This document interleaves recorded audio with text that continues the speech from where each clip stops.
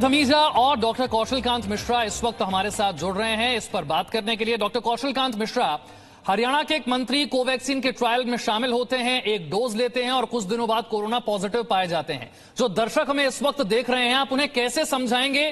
क्या ये बात आपको भी चौंकाती है कि ट्रायल में डोज लेने के बाद भी कोई पॉजिटिव हो जाए, या फिर ट्रायल के दौरान ये एक सामान्य प्रक्रिया में से गुजरते हुए ये होता है? इस पर चौंकने वाली बात नहीं है? इस पर बिल्कुल भी चौंकने वाली बात नहीं है। रीजन बीइंग कि ये डबल ब्लाइंड ट्रायल होता है। डबल ब्लाइंड ट्रायल का मतलब होता है, मैं डॉक्टर हूं, जब मैं इंजेक्ट कर रहा हूं तो मुझे भी ये नहीं पता। हेलो, डबल ब्लाइंड ट्रायल का मतलब होता है कि जब मैं दवा देता हूं, मैं वैक्सीन देता हूं, तो मुझे खुद नहीं पता होता कि उस वायल में वैक्सीन है या कोई प्लेसिबो है। ये ट्रायल का फेज है। ट्रायल का रिजल्ट में 50% लोगों को वैक्सीन दी जाती है, 50% को प्लेसिबो दिया जाता है, जैसा आपने खुद ही बताया। तो ये कह पाएंगे इस रिजल्ट के आधार पे हम ये कहें कि कोविड वैक्सीन की एफिकेसी पे कोई कमेंट किया जा सकता है? ये नहीं है। ये एक साइंटिफिक बात है जो हर वैक्सीन का पार्ट होती है। चूंकि ये कोरोना वैक्सीन बहुत ज्यादा लाइमलाइट में है, कोरोना एक पैंडेमिक के फॉर्म में फैला हुआ है, इसलिए जो इंटरनल साइंटिफिक डिटेल्स हैं वो भी बाहर पब्लिक को बताई जा रही है। इस वजह से ये कंफ्यूजन हो रहा है। लेकिन पब्लिक के लिए यह है कि किसी एक आदमी के कोरोना वैक्सीन के इनॉकुलेशन के फेल होने के बाद आप कुछ नहीं कर सकते, कोई को ओपिनियन नहीं बना सकते हैं। ठीक है डॉक्टर राजेंद्र धमीजा, नॉर्मल।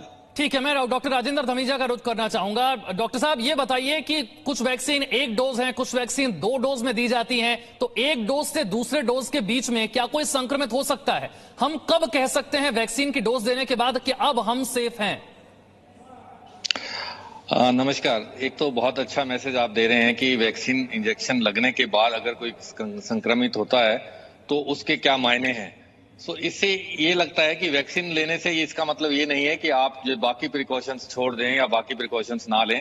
मंत्री महोदय ने भी पूरी ली होंगी, और वैक्सीन अभी पता नहीं उनको प्लेसिबो लिया है या इंजेक्शन लगा है या उनको जो है एक्सपोजर कैसे हुआ है, तो ये उनके कॉन्टेक्ट में कौन आया है।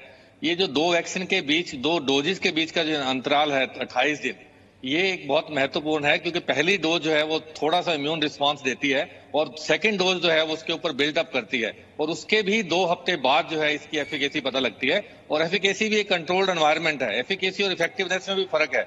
तो ये जो वैक्सीन का जो पूरा क्लिनिकल ट्रायल है, ये बहुत ही साइंटिफिक और रिगरस तरीके से किया जाता है। इसके ऊपर रेगुलेटर्स हैं, डाटा सेफ्टी मॉनिटरिंग बोर्ड्स हैं, वो सब ये तय करते हैं कि ये क्या वैक्सीन किस तरीके से लगनी है, किस ढंग से जो उसको मॉनिटरिंग की जाएगी, कौन कौन उसमें जो है रिपोर्ट करेगा। और छोटे से छोटे एडवर्स इवेंट जो है वो तो कॉमन सी बात है, किसी को बुखार हुआ, किसी को थकावट हुई, तो ये तो नॉर्मल सी बात है। लेकिन जो बड़े सीरियस एडवर्स इवेंट आते हैं उसको एक डेटा सेफ्टी मॉनिटरिंग बोर्ड तय करता है कि क्या ये रिलेटेड है या नहीं है। माफी के साथ मुझे सर आपको रोकना पड़ रहा है। डॉक्टर राजेंद्र धमीजा, डॉक्टर कौशलकांत मिश्रा, बहुत बहुत शुक्रिया इतने सरल शब्दों में हमारे दर्शकों को समझाने के लिए कि इस तरीके से अगर अनिल विज साहब पॉजिटिव पाए जाते हैं 2 डोज के बीच में, तो ये कोई असामान्य बात नहीं है और इससे वैक्सीन पर शक करने की, शंका करने की कोई वजह नहीं है। एक छोटा सा ब्रेक हम ले रहे हैं, फौरन हाजिर हूं। Presenting B News app available on Google Play and App Store. Download it now.